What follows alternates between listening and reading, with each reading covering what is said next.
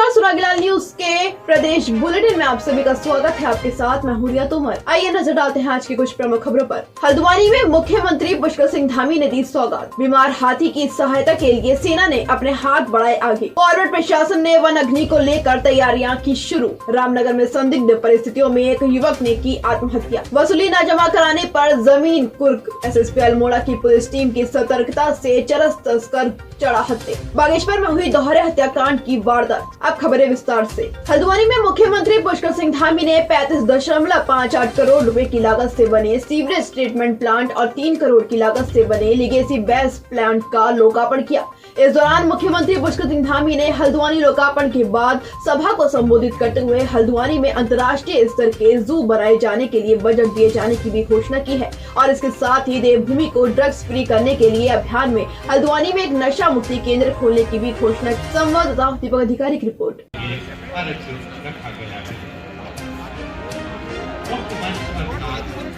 यहीं पे रहते हो, जान दो। अरे देख रहे हैं यार। हाँ चलो आजा ऐसी पैक हो रहा है ना, ऐसी पैक हो रहा है लामती यार भाई जी, लामती यार बताओ।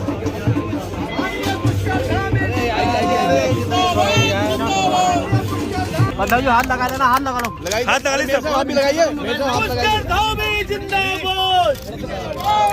हाथ लगाइए।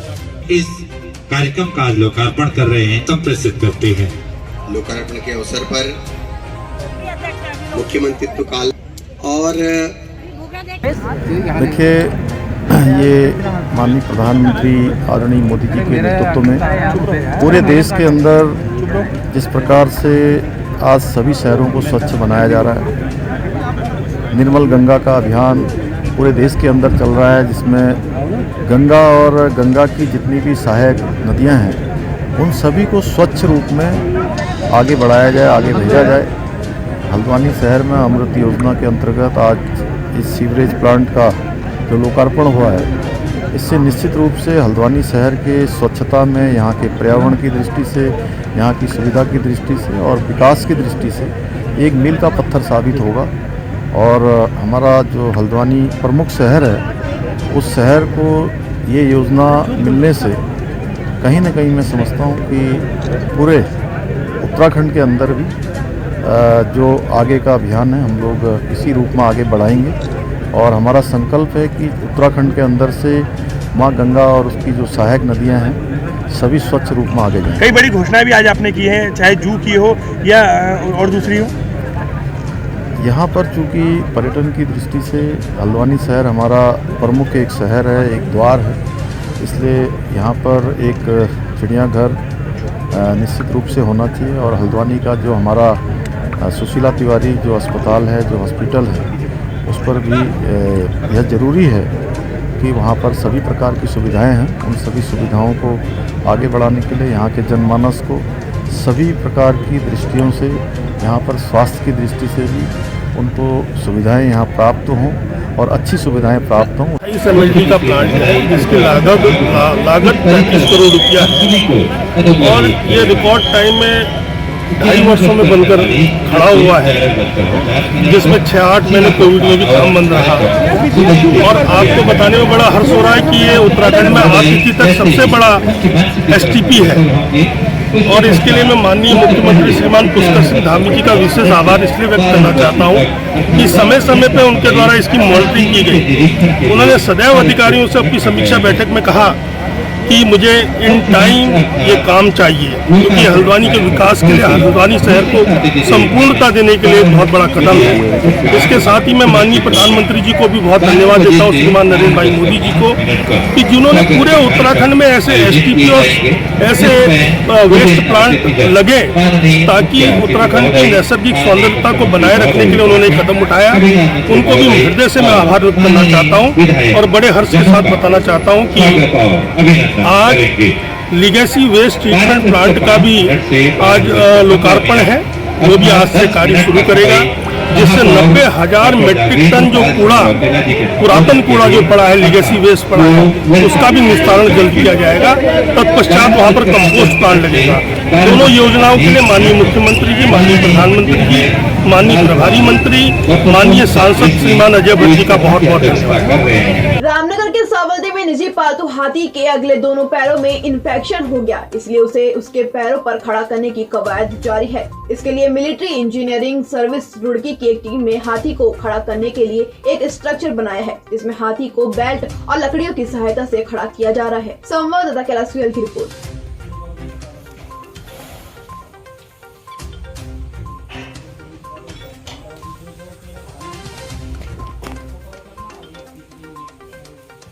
इस हाथी का सीधा पैर जो है पिछले काफी जब से पैदाइश की शायद इसके अंदर कोई डिफेक्ट है, जिसकी वजह से ये अपने दूसरे पैरों पे वजन ठीक से मतलब सारा वजन उस पर दे रहा था। और हाथी के साथ ये परेशानी होती है कॉम्पेंसेटरी वेट बैलेंसिंग मैकेनिज्म की वजह से कि इतने सालों के बाद इसके बाकी जो लेफ्ट उसका फोर लिम्ब है उसके अंदर इन्फेक्शन हो गया और इन्फेक्शन सीवियर किस्म का हो गया। हम उस तरह का इलाज नहीं करा सके। हमने वाइल्ड लाइफ एसओएस को इसके बारे में जानकारी दी। इमीडिएटली उन लोगों ने अपनी टीम भेज दी और वो पिछले 15 दिन से उनके डॉक्टर वगैरह लगे हुए हैं। और क्योंकि हाथी थोड़ा सा ब्लड सर्कुलेशन नहीं हो पा रहा है, हाथी गिर चुका था, लेट चुका था, इसलिए हमको भारतीय सेना की मदद करनी पड़ी और भारतीय सेना ने ह्यूमैनिटेरियन ग्राउंड पे इमीडिएटली अपनी पूरी टीम भेजी। कोर ऑफ इंजीनियरिंग की टीम जो जिनका हेड ऑफिस रुड़की में है, वो यहाँ पे 35 जवान इस वक्त काम पे लगे हुए हैं। उन्होंने पूरा स्ट्रक्चर बनाया है, चेन पुली के जरिए वो हाथी को स्टेबलाइज करेंगे, ठीक है। और हमारी पूरी कोशिश है कि हाथी ये मोती बच जाए। उत्तराखंड वन विभाग में 15 फरवरी से फायर सीजन शुरू होगा, इसलिए वन विभाग ने क्रूज सेंटर तैयार किए हैं और विभाग के द्वारा भी तैयारियां शुरू कर दी गई हैं। आपको बता दें कि वन विभाग रामनगर हल्द्वानी क्षेत्र में 600 से ज्यादा रेगुलर कर्मचारी हैं। कर्मचारियों ने जंगलों की आग की निगरानी करना शुरू कर दी है। संवाददाता कैलाश सुयल की रिपोर्ट।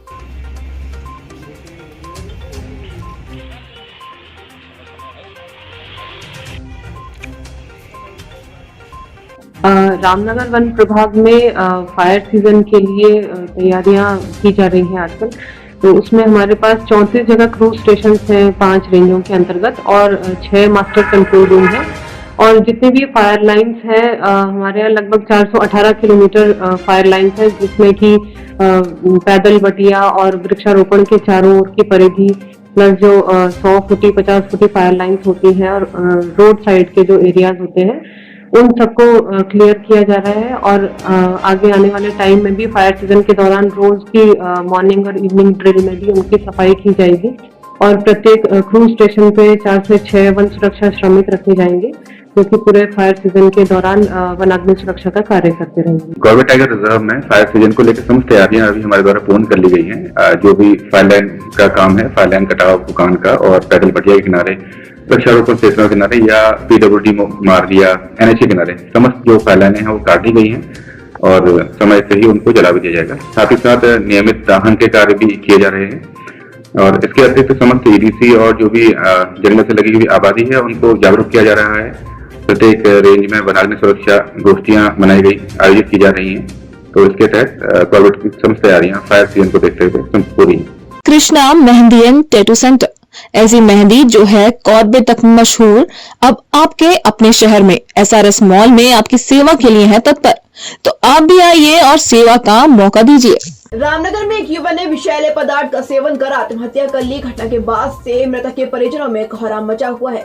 युवक को उपचार के लिए रामनगर के सरकारी अस्पताल में पहुंचाया गया था। मृतक के शव का पोस्टमार्टम कराने के साथ ही पुलिस मामले की जांच में जुट गई है।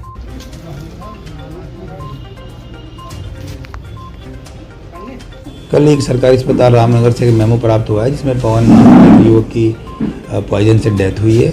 इस संबंध में हमारे द्वारा मेमो के आधार पर पंचनामा कर पोस्टमार्टम कराया जा रहा है और इस संबंध में आवश्यक वैधानिक कार्रवाई की जाएगी। जसपुर क्षेत्र के गांव सन्यासियों वाला किशन लाल द्वारा वसूली न दिए जाने के बाद से राजस्व जसपुर विभाग के द्वारा 0.7 हेक्टेयर भूमि को कुर्क कर दिया गया है, जबकि राजस्व विभाग ने किशन लाल को 1 महीने का समय दिया था। अगर किशन लाल ने वसूली के 6 लाख रुपए जमा न किए तो उसकी जमीन की नीलामी की जाएगी। संवाददाता दीपक चौहान की रिपोर्ट। की बात करें तो यहाँ पर थोड़ी सी वसूली का परसेंटेज काफ़ी नीचे था, तो इस कारण से डीएम सर के द्वारा काफ़ी इसमें नाराजगी व्यक्त की गई थी। तो इसी के क्रम में हमारे द्वारा जो वसूली की जा रही थी उसमें किशन चंद नाम के व्यक्ति हैं जो सन्यासी वालों के हैं, तो उनकी ज़मीन यहाँ पर कुर्क की गई है और अभी उनको 1 महीने का समय दिया गया है, क्योंकि 8 लाख की वसूली है तो 1 महीने का समय दिया गया है कि आप जमा कर लें, अन्यथा इसकी नीलामी कर दी जाएगी। एसएसपी अल्मोड़ा ने मादक पदार्थों की तस्करी करने वाले नशा तस्करों पर सतर्क दृष्टि रखकर कड़ी कार्यवाही किए जाने हेतु सख्त निर्देश दिए हैं। पुलिस द्वारा शहर फाटक तिराहे से आगे चेकिंग के दौरान 211 ग्राम अवैध चरस बरामद होने पर अभियुक्त को गिरफ्तार कर एनडीपीएस एक्ट के तहत अभियोग दर्ज कर आवश्यक कार्यवाही की जा रही है। संवाददाता हिमांशु सिंह महारा की रिपोर्ट।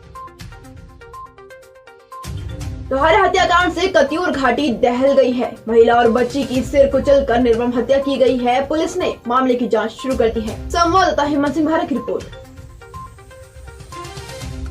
हल्द्वानी में मुख्यमंत्री पुष्कर सिंह धामी के हल्द्वानी दौरे से पहले पूर्व कांग्रेस कार्यकर्ताओं सहित गौला संघर्ष समिति से जुड़े लोगों ने जमकर विरोध प्रदर्शन किया। आपको बता दें कि सीएम धामी प्रस्तावित सीवरेज ट्रीटमेंट प्लांट और 3 करोड़ की लागत से बने लीगेसी बेस प्लांट का लोकार्पण करने हल्द्वानी आने वाले थे। इससे पहले पूर्व कांग्रेस कार्यकर्ताओं सहित गौला संघर्ष समिति से जुड़े लोगों ने काले गुब्बारे और झंडे लेकर अपना आक्रोश प्रकट किया। साथ ही प्रदेश सरकार पर जमकर आरोप लगाए। संवाददाता दीपक अधिकारी की रिपोर्ट।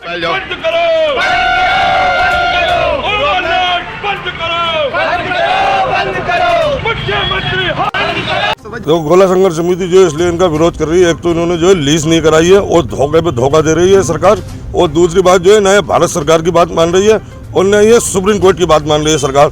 ऐसा लग रहा है नरेंद्र मोदी की भी सरकार से और ये सुप्रीम कोर्ट से भी बड़े हो गए। इन्होंने जो है सीधे सीधे ओवरलोड की परमिशन दे दी है और हम इसका पुरजोर विरोध करते हैं। और ये ऐसे भाजपुर बनाना चाहते हैं, जो भाजपुर बनाना चाहते हैं, बाहुबली कराना चाहते हैं और वर्चस्वी की यहाँ लड़ाई हो जाएगी। इसलिए हम देखते हुए जैसे 2003, 4, 5, 6 में हल्द्वानी के अंदर वर्चस्वी की लड़ाई चलती थी, इस खनन को लेकर बड़ी मुश्किल से तो इस हल्द्वानी का वर्चस्व खत्म हुआ, कानून व्यवस्था सही हुई। लेकिन यहाँ के सूबे के मुख्यमंत्री बार बार एक ही बात पे कुछ पूंजीपतियों के इस पे लगे हुए हैं। यहाँ पे भी गोले के अंदर भी ओवरलोड हो जाए, जिसको लेके पूरी 7000 वाहन स्वामी इसका विरोध कर रहे हैं। किसी भी तरीके से हम यहाँ पे ओवरलोड नहीं होने देंगे, चाहे हमें किसी भी हद तक जाना पड़े। अगर ये नहीं माने और इन्होंने गाड़ी वालों पर जोर जबरदस्ती दबाव बनाया तो हम जो है हाई कोर्ट जाएंगे और हाई कोर्ट से हमें इंशाल्लाह राहत मिलेगी। और हर बार यही है इनका, हर बार गोला के लिए यही परेशानी है, कभी कोई कभी कोई, क्योंकि चंद पूंजीपतियों के हाथ में यहाँ की सरकार खेल रही है। हम इसका पुरजोर विरोध करते हैं और हम किसी भी तरीके से अवैध खनन नहीं होने देंगे। हम जो है गोला संघर्ष समिति 4 महीने से आंदोलनरत हैं।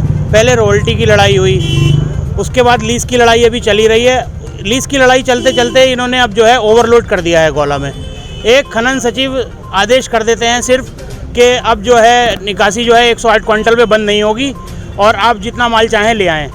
तो ये आदेश जो है सुप्रीम कोर्ट के खिलाफ है, केंद्र सरकार की गाइडलाइन के खिलाफ है। हम इसका पुरजोर विरोध करते हैं और आज जो मुख्यमंत्री आ रहे हैं हमारे, हम उनको काले झंडे दिखाएंगे और पूरी तरीके से विरोध करेंगे और जब तक विरोध करते रहेंगे जब तक ये ओवरलोड खत्म नहीं हो जाएगा।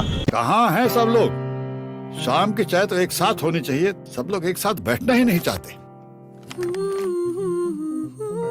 पापा, ट्राई दिस। लो, सब लपक लिए।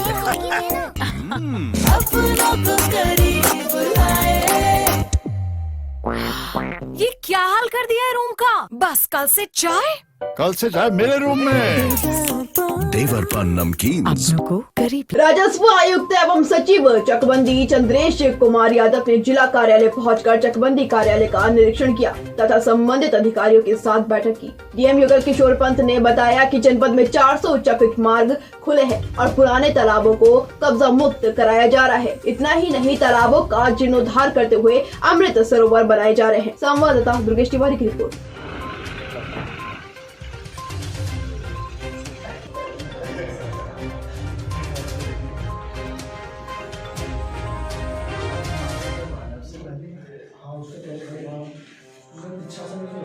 आज मेरा विजिट था यहाँ पे, जो चकबंदी विभाग के हमारे कोर्ट्स हैं, विभाग हैं, एसओसी हैं, चकबंदी अधिकारी हैं, इन लोगों के साथ एक समीक्षा बैठक की गई है इस जनपद के बारे में। यहाँ पर अभी हमारे 39 गांव ऐसे हैं, 39 विलेजेस, जहाँ पर कि अभी भी चकबंदी प्रक्रिया पूर्ण नहीं हुई है, प्रोग्रेस में है।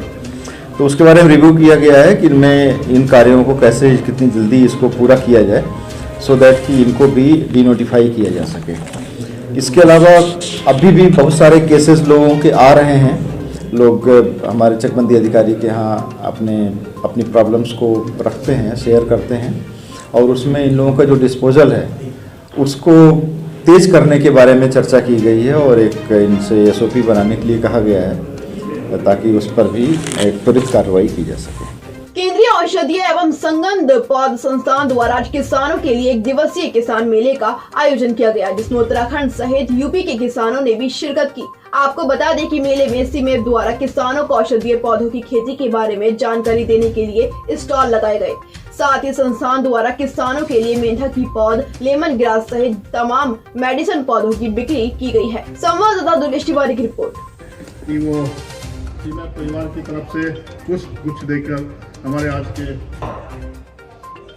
ये हमारे लिए हर्ष का विषय है कि हम 1 वीक 1 लैब की थीम पे है। CSIR के पूरे इंडिया में 37 लेबोरेटरीज हैं।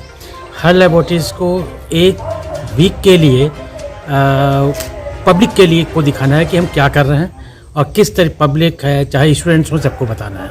पंतनगर सेंटर में कर रहे हैं तो जो भी फार्मर्स आएंगे, फार्मर्स को हम अपनी जो इम्प्रूव वैरायटीज़ हैं उनके बारे में बताएंगे, एग्रो टेक्नोलॉजीज़ के बारे में बताएंगे और साथ में ही उनको जो हमारा प्लांटिंग मटेरियल है, चाहे मेंथा का हो, लेमन ग्रास का हो और जो दूसरे भी प्लांट्स हैं एरोमेटिक एंड मेडिसिनल प्लांट्स, वो उनको डिस्ट्रीब्यूट किया जाएगा। आज के लिए इतना ही। उत्तराखंड से जुड़ी तमाम खबरों के लिए बने रहिए सुरागीला न्यूज़ के साथ। धन्यवाद।